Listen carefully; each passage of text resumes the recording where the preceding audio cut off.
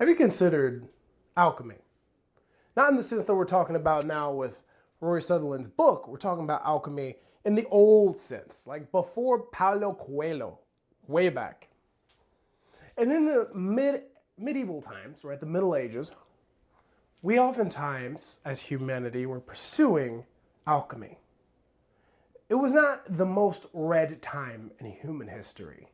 Science was dormant and alchemy ran the world. And in the old story, the alchemists were given a task.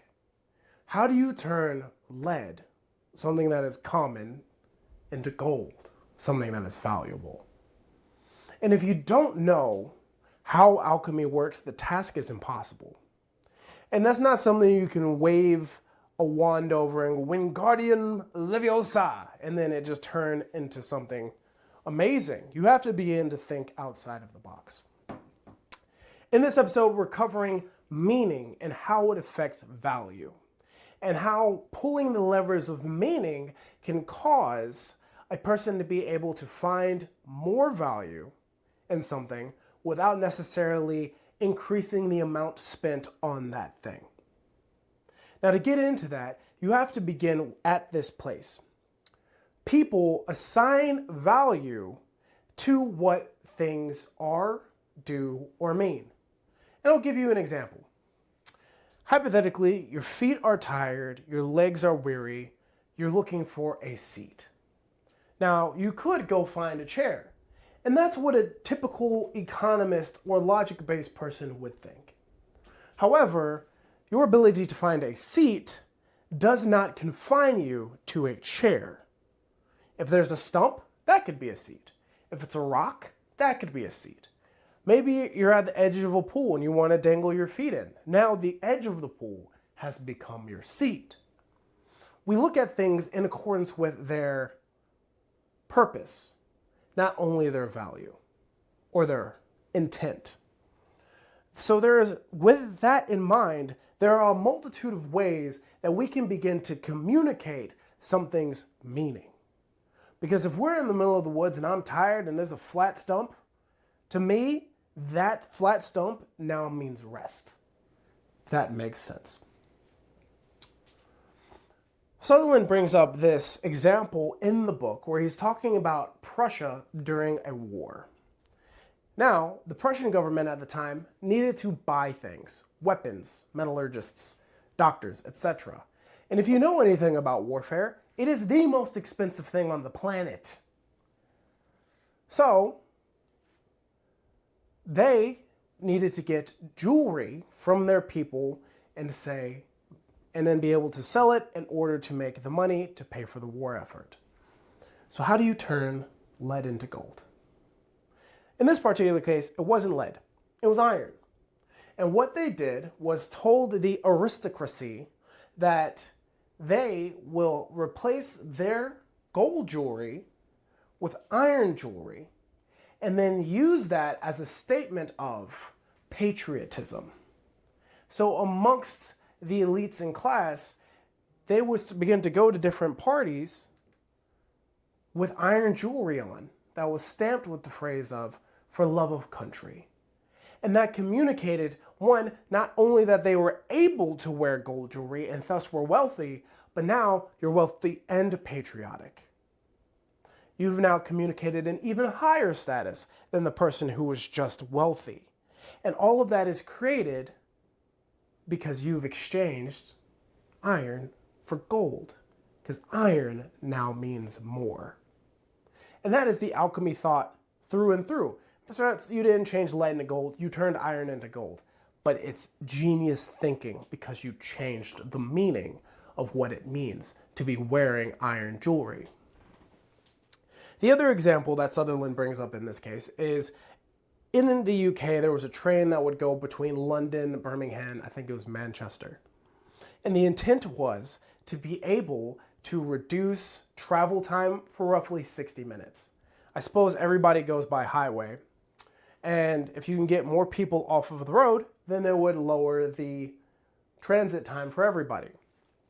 The idea was to create a train that would get people to go.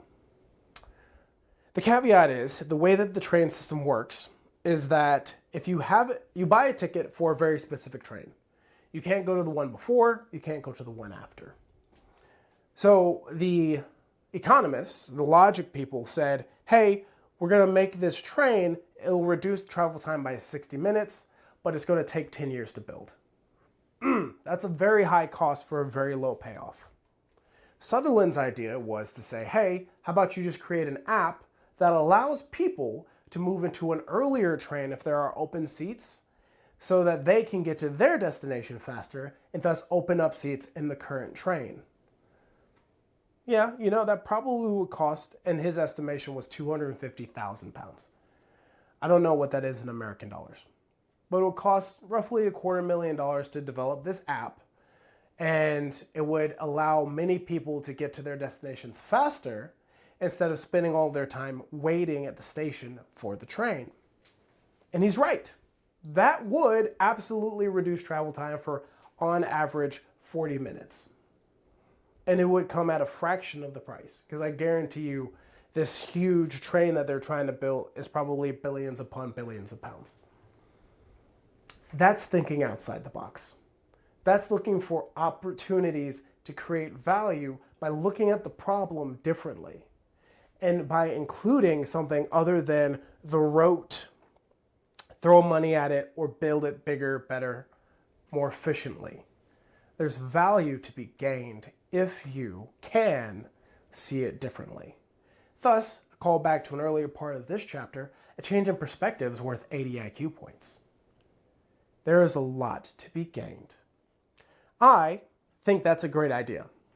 And as I read this book, I'm actually really inspired to think about how we can incorporate this, not only in this business, but also instill alchemy throughout the overall vision. So if you didn't know, there is a 30-year plan that we are on. And I think when I get to the point where we are expanding, which I do think is going to be within the next year, everyone's going to have to read Rory Sutherland's work.